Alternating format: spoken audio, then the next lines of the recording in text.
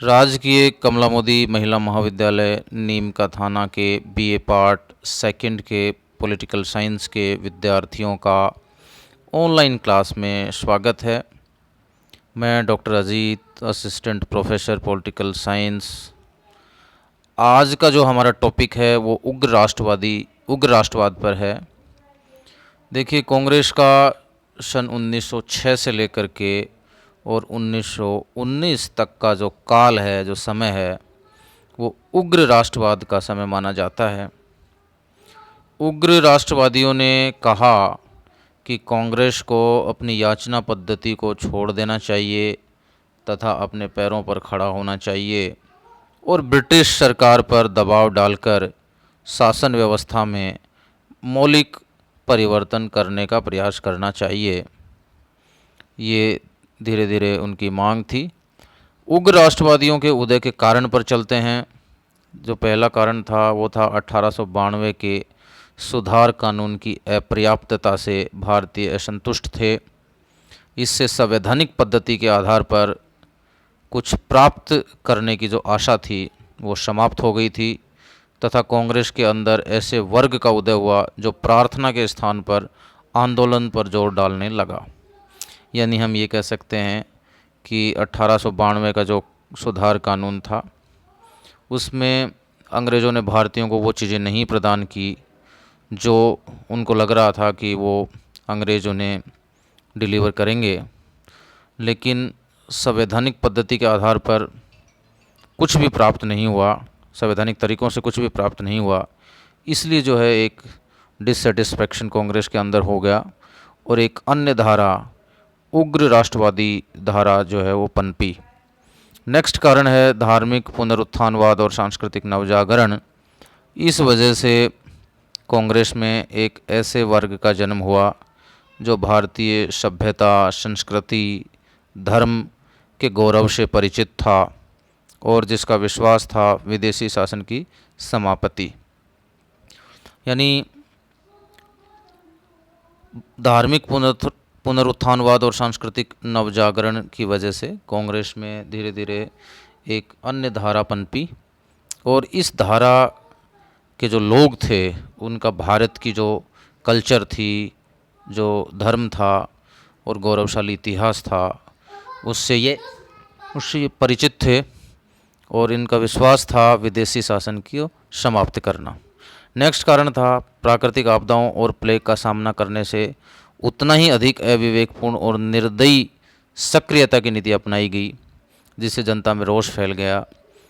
शाही दरबारों का आयोजन हो रहा था, जो पब्लिक थी उसकी जो प्रॉब्लम्स थी, जो प्लेग फैला हुआ था, हजारों लोग जो है काल का ग्रास बन चुके थे, लेकिन कोई भी सिंपैथेटिक सहानुभूतिपूर्वक व्यवहार नहीं किया गया।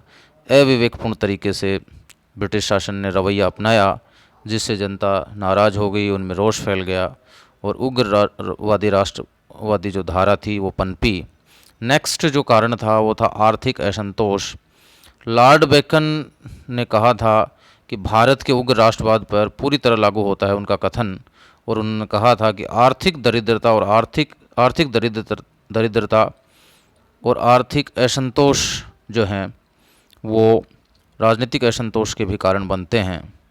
तो ये लॉर्ड बेकन का कथन पूरी तरह से सही है, क्योंकि उस समय जिस तरीके से आर्थिक विपन्नता पूरे भारत में फैल चुकी थी और भारत के संसाधनों का शोषण हो रहा था, उससे भारतीयों में जो है ज़बरदस्त निराशा थी और उन्होंने उग्र राष्ट्रवादी धारा की तरफ अपना रुख किया। नेक्स्ट कारण था उग्र राष्ट्रवादी उदय का एक अन्य कारण था कि अंग्रेज़ों का भारतीयों के प्रति अहंकार व्यवहार और आंग्ल भारतीय पत्रों का भारत विरोधी दृष्टिकोण। ये नेक्स्ट कारण था कि भाई जो अंग्रेज़ थे उनकी जातीय श्रेष्ठता की नीति थी, वो भारतीयों को निम्नता की दृष्टि से देखते थे, हीनता वाली स्थिति में मानते थे, भारतीयों को अपने आप को श्रेष्ठ समझते थे। और जो इंग्लिश न्यूज़पेपर थे उनका रवैया भी भारत के विरोध का था। इस वजह से धीरे धीरे भारतीयों को लगने लगा कि ये जो शासन है ये बेहद जो है अहंकारपूर्ण है और भारतीयों के विरुद्ध है, विपरीत है, और ये कभी भी भारतीयों का हित और कल्याण नहीं करेंगे। इसलिए जो है उन्होंने उग्रवादी धारा का भी रुख किया। नेक्स्ट कारण था विदेशों में भारतीयों के साथ किया जाने वाला दुर्व्यवहार। उसी से जो है असंतोष पनपा और वो आगे जाकर के उग्र राष्ट्रवाद का कारण बना। नेक्स्ट कारण था पश्चिम के जो क्रांतिकारी विचारक थे, उन्होंने भारतीयों में स्वतंत्रता की नई अलख जगाई, क्योंकि पश्चिम में जो बहुत सारे विचारक हुए हैं जिनके साहित्य में स्वतंत्रता के मूल्यों के बारे में बहुत लिखा गया, और उसी से प्रेरित होकर के भारतीयों में भी जो है उग्र राष्ट्रवाद की तरफ लोग गए। नेक्स्ट कारण है भारत के बाहर होने वाले विशेष परिवर्तन, जैसे कि जापान ने रूस को हरा दिया था, और चीन और टर्की में स्वतंत्रता के आंदोलन हुए थे। उस वजह से भारतीय लोगों को भी प्रेरणा मिली और वे उदारवादी दृष्टिकोण छोड़ करके उग्र दृष्टिकोण की तरफ अग्रसर हुए।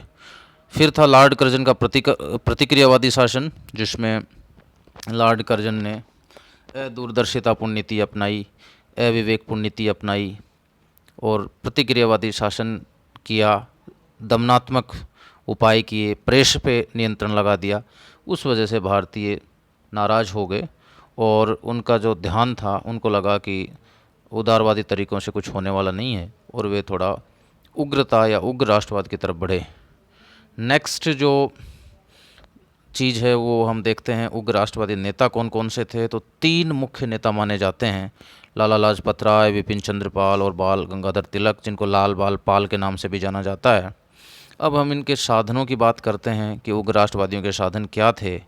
तो पहला बहिष्कार है, बाइकाट, विदेशी जो वस्तुएं हैं उनका परित्याग है, सरकारी नौकरियां हैं, प्रतिष्ठान है, व उपाधियां हैं, इनका बहिष्कार इसमें शामिल है। नेक्स्ट जो है स्वदेशी था इनका एक तरीका, साधन, स्वदेश के प्रति प्रेम तथा स्वदेशी वस्तुओं का अधिक से अधिक प्रयोग करना इसमें शामिल है। और नेक्स्ट जो है वो राष्ट्रीय शिक्षा थी, जो राष्ट्र के हित और कल्याण पर आधारित शिक्षा पद्धति थी, जो राष्ट्र के मूल्यों पर आधारित थी, राष्ट्र की संस्कृति के गौरवशाली इतिहास पर आधारित थी। नेक्स्ट जो है अब हम देखते हैं उदारवाद और उग्रवादी जो आंदोलन थे उनमें क्या अंतर है। पहले तो साधनों का अंतर है। जो उदारवादी थे उनका जो तरीका था, साधन थे, वो था याचना, प्रार्थना पत्र, स्मरण पत्र, जबकि जो उग्रवादी राष्ट्रवादी थे उनके साधन थे स्वदेशी, बहिष्कार और राष्ट्रीय शिक्षा। दूसरा अंतर, उदारवादियों का अंग्रेज़ों की न्यायप्रियता में विश्वास था, जबकि उग्रवादियों का नहीं था। जो उदारवादी थे वो अंग्रेज़ों के शासन को अच्छा मानते थे, अंग्रेज़ों को न्यायप्रिय या न्याय करने वाला मानते थे, लेकिन उग्र राष्ट्रवादियों का अंग्रेज़ों के प्रति ऐसा विश्वास नहीं था। नेक्स्ट जो अंतर है वो है उदारवादी औपनिवेशिक स्वराज की बात करते थे, जबकि उग्रवादी पूर्ण स्वराज की बात करते थे। यहाँ हम कह सकते हैं कि जो उदारवादी विचारक थे या राष्ट्रीय आंदोलन के प्रवर्तक जो उदारवादी धारा के थे, उनका मानना था कि औपनिवेशिक स्वराज्य होना चाहिए, यानी आंतरिक मामलों में भारत को पूर्ण स्वतंत्रता होनी चाहिए और बाह्य मामलों में ब्रिटिश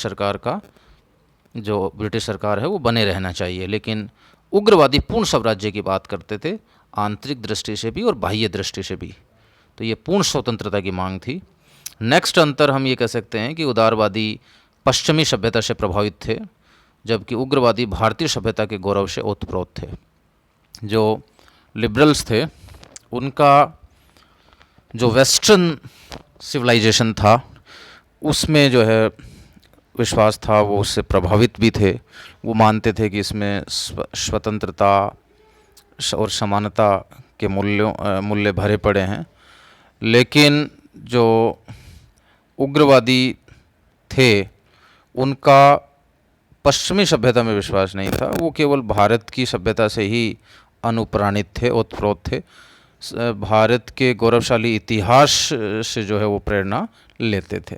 तो इस तरीके से आज के टॉपिक में हमने उग्रवादी राष्ट्रवाद पर बात की और उसमें मेजर रूप से हमने 3-4 चीज़ें देखी कि उग्र राष्ट्रवाद के जो है नेता कौन कौन थे, उसके उदय के कारण क्या थे, उनके तरीके या उनके साधन क्या थे, और उग्रवाद तथा उदारवाद में अंतर क्या था। धन्यवाद।